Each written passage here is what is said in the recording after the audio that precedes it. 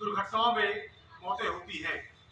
और ये मौतें जब किसी परिवार का मुखिया किसी दुर्घटना का शिकार हो जाता है तो उन बच्चों से पूछिए, शायद उनके घरों में जाके देखिए, उस परिवार के बच्चे का क्या हाल होता है, उसका करियर कैसे खत्म हो जाता है। जो सपना देखा करते कि हम पापा हमारे हैं, उनको पढ़ा रहे हैं, सपोर्ट मिल रहा है, वो सपोर्ट जब बंद होने की स्थिति आती है तो बच्चों का करियर खत्म होने के कगार पे आ जाता है। तो मैं ये चाहूंगा, एक चीज मैं जानना चाह रहा हूं, उसमें कितने ऐसे बच्चे हैं जो स्कूल में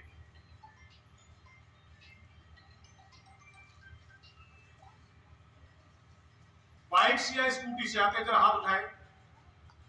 देखिए, हमको छिपाने की बात नहीं है, मैं भी आपके गार्जियन की तरह हूं। जो बात मैं कहने जा रहा हूं वो इसलिए कि आपका उसमें हित रहे, समाज का हित रहे, परिवार का हित रहे।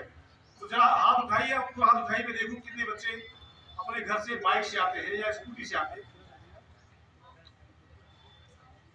हाँ, लगभग 15 से 20 बच्चे ऐसे दिखाई दे रहे हैं।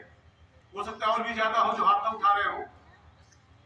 मेरा ये जानना है, ये बताइए, हाथ ये उठाइए कि कितने ऐसे बच्चे हैं जिनके पास ड्राइविंग लाइसेंस है। हाथ उठाइए भाई। अभी 15 से 20 हाथ उठे थे, तो मैं जानना चाह रहा हूं कि कितने ऐसे बच्चे हैं जो लाइसेंस बनवाने के बाद गाड़ी चला रहे सड़क पर। हाथ उठाइए। ये देखिए, शून्य की स्थिति आ रही है। अभी जिन लोगों ने कमोबेश हाथ उठाया, 15 से 20 बच्चे ऐसे निकले जिन्होंने हाथ उठाया।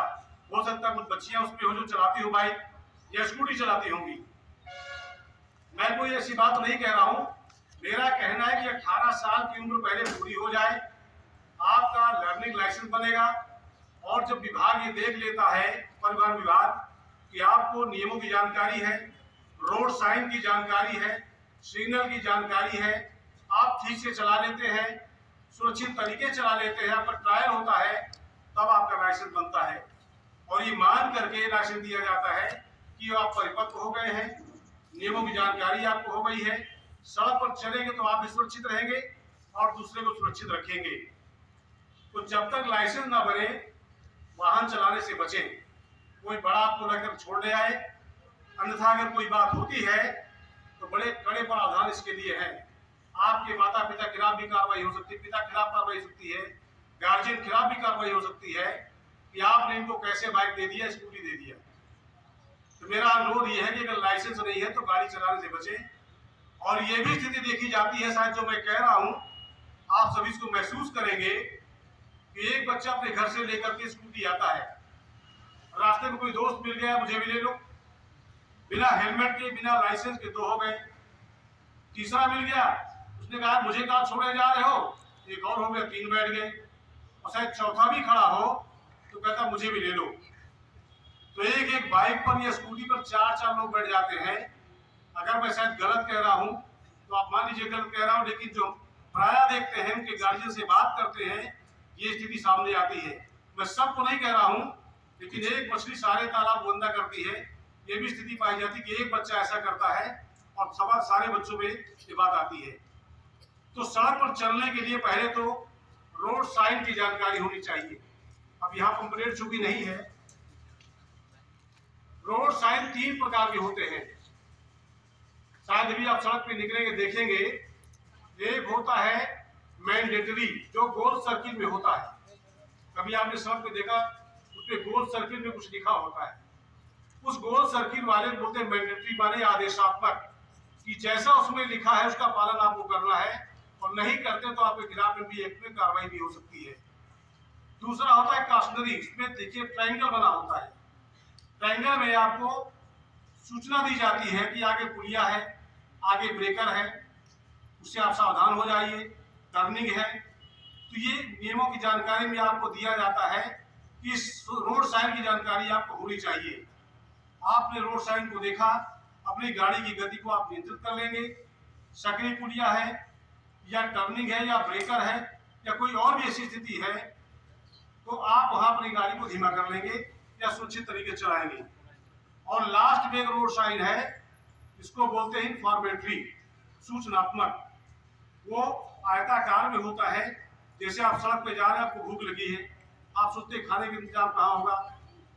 अगर आगे होटल है या हॉस्पिटल है या आपको डीजल पेट्रोल लेना है, पेट्रोल पंप की जानकारी है या ये शहर कितनी दूरी पर है, इस सब की जानकारी के लिए आयताकार में इंफॉर्मेटरी बोर्ड लगा होता है और साइन होती है, ये लिखा होता है। तो इस चीज की जानकारी आपको होनी चाहिए, उसका पालन भी करना चाहिए। इसके साथ साथ आप ये देख लीजिए कि दुर्घटना के कारण क्या क्या है। उसके कुछ मुख्य कारण हैं जिससे दुर्घटना अक्सर होती है, और जब जांच होती तो ये पाया जाता कि उन कारण में एक चीज ये भी है, उसकी जानकारी आपको मैं देना चाहूंगा। पहले होता था दुर्घटना के कारण 3: नींद, नशा और तेज रफ्तार। कभी कभी हम नींद में होते हैं, क्या पीछे बात सुनाई दे रही है? आप बताइए। कभी कभी ऐसी स्थिति आती है कि थके होते हैं, नींद भी आती है, लेकिन दूरी तय करनी है तो गाड़ी चलाते रहते हैं और नियंत्रण हमारा ठीक नहीं रहता, तो नींद की स्थिति में कभी गाड़ी चलती रहती है, उसमें दुर्घटना होती है। तो यदि ऐसी स्थिति आए तो रेस्ट करिए, उसके बाद गाड़ी चलाइए। अगर आपकी गाड़ी ड्राइवर गाड़ी चला रहा है और ऐसा वो महसूस कर रहा था, उससे कहिए भाई नींद आ रही, रुक जाइए, हाथ मुंह धो लीजिए, पानी पी लीजिए, चाय पी लीजिए, ब्रेक करिए, तब मूवमेंट। नशा, इस समय में हमीरपुर में ये जो दुर्घटनाओं का बहुत बड़ा कारण है, उसमें नशे का बहुत बड़ा योगदान है। नशा करके आदमी गाड़ी, वो रफ्तार को भी नहीं देख पाता, नहीं समझता, स्पीड में गाड़ी चलाता है, जिगजैग चलाता है, जिससे दुर्घटनाएं होती हैं। तो मेरा अनुरोध है कि आपके घर में, आपके परिवार में, आपके अगल बगल कोई आदमी ऐसा है तो जरूर कुछ सलाह दीजिए, और मैं मानता हूँ कि आप सलाह को मानेंगे। आप हमारे लिए एक एंजिन की तरह है, जैसे इस विद्यालय का नाम है। आप इस बात को मैसेज में ले जाएंगे तो शायद फॉलो करेंगे, दुर्घटनाओं में कमी आएगी कि नशे में गाड़ी न चलाई जाए। और बहुत बड़ा कारण है ओवर स्पीडिंग। ये सोचते हैं कम समय में कितनी जल्दी हम कितनी, और इसी में गाड़ी में हमारा नियंत्रण, अचानक कोई आदमी आता है तो तेज रफ्तार में अपनी गाड़ी को न चलाएं। सड़क पर कैसे है इनको देख लें, तब गाड़ी को आप चलाएं।